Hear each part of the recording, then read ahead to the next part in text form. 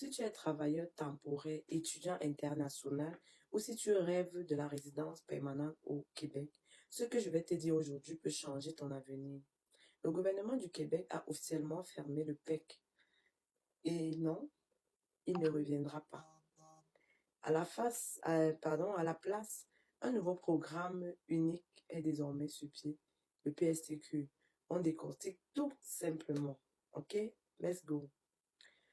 Jusqu'en novembre dernier, le PEC, Programme de l'expérience québécoise, était la voie la plus rapide vers la résidence permanente.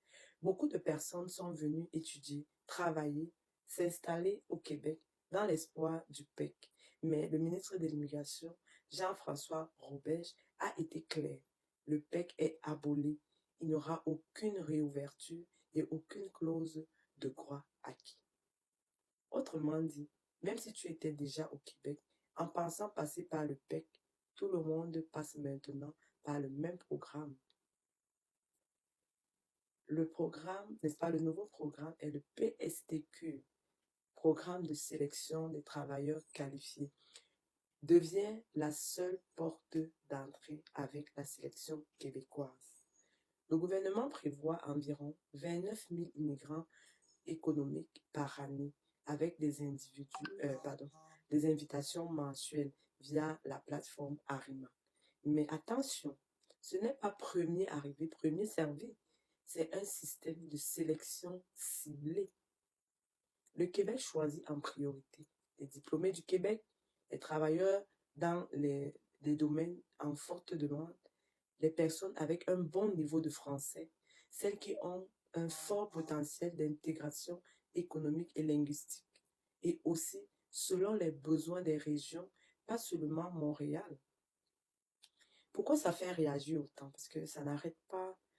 Ce changement crée beaucoup d'angoisse et c'est normal parce qu'avant, le PEC donnait une prévisibilité. Aujourd'hui, le PSTQ fonctionne par invitation. Le ministre dit vouloir plus d'équité et mieux répondre aux besoins du marché.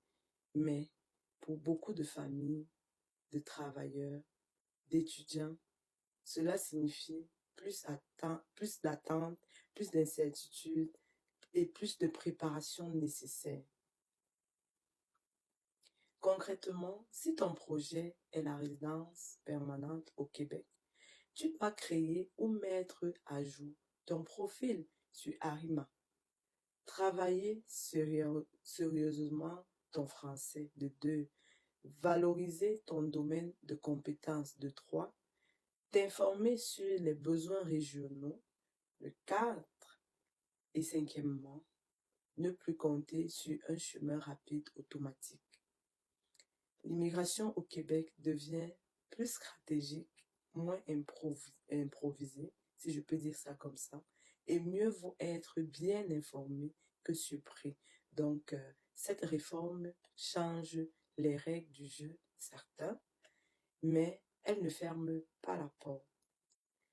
Si tu veux, je t'explique comment augmenter tes chances dans le PSTQ, comment fonctionne Arima, étape par étape, ou les erreurs à éviter absolument.